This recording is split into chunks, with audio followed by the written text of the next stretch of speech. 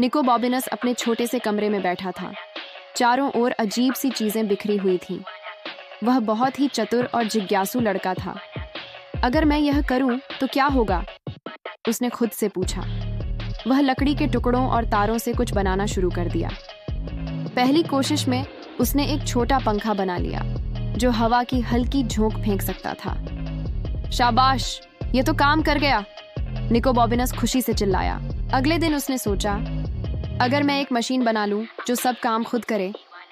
उसने पेड़ की टहनियों और पुराने बर्तनों से मशीन का ढांचा बनाया। इसे चलाना आसान नहीं होगा, उसने मुस्कुराते हुए कहा। वह रात भर मशीन पर काम करता रहा। सुबह हुई और निको बॉबिनस ने देखा कि मशीन हिलने लगी थी। ये सच में काम कर रही है, उसने उत्साहित होकर कहा। लेकिन मशीन अचानक रुक गई। निको बॉबिनस ने जल्दी से उसमें कुछ बदलवाए। थोड़ी धैर्य रखनी होगी, उसने खुद से कहा।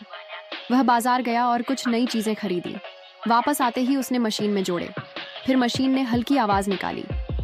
अब यह ठीक काम कर रही है, निको बॉबिनस ने संतोष से कहा। वह अब अपने दोस्तों को दिखाना चाहता था। सब दोस्त उसके घर आए और मशीन को देखा। वे चकित रह गए। वह वास्तव में काम कर रही है। निको बॉबिनस ने हंसते हुए कहा, हाँ, ये सब मेरी मेहनत का नतीजा है। उसने अगले दिन नई मशीन बनाने की सोची। इस बार वह एक ऐसी मशीन बनाना चाहता था जो सबको खुश कर सके। वह रंग बिरंगे बत्तियों और घंटियों के साथ काम करने लगा। यह थोड़ी मुश्किल है, उसने कहा, लेकिन धीरे धीरे मशीन तैयार हो गई। निको बॉबिनस ने उसे चलाया और पूरा कमरा रोशनी और संगीत से भर गया। सभी बच्चों ने खुशी में झूमना शुरू किया। निको बॉबिनस, आप तो जादूगर हो, किसी ने कहा। उसने मुस्कुराते हुए कहा, नहीं, बस थोड़ा सा धैर्य और मेहनत चाहिए।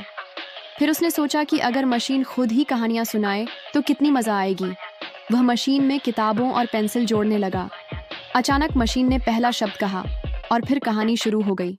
बच्चे मंत्रमुग्ध हो गए और सबने ध्यान से कहानी सुनी।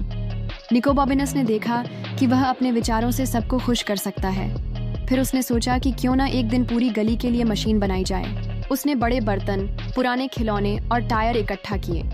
मशीन का ढांचा तैयार हुआ और अब यह बहुत बड़ी लग रही थी। वह इसे चलाने लगा और गली में रोशनी और संगीत फैल गया।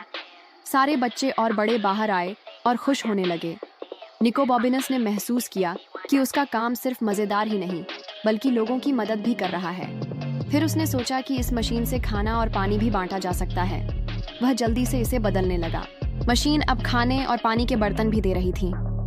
गली के लोग बहुत खुश हुए और सबने निको बॉबिनस की तारीफ की।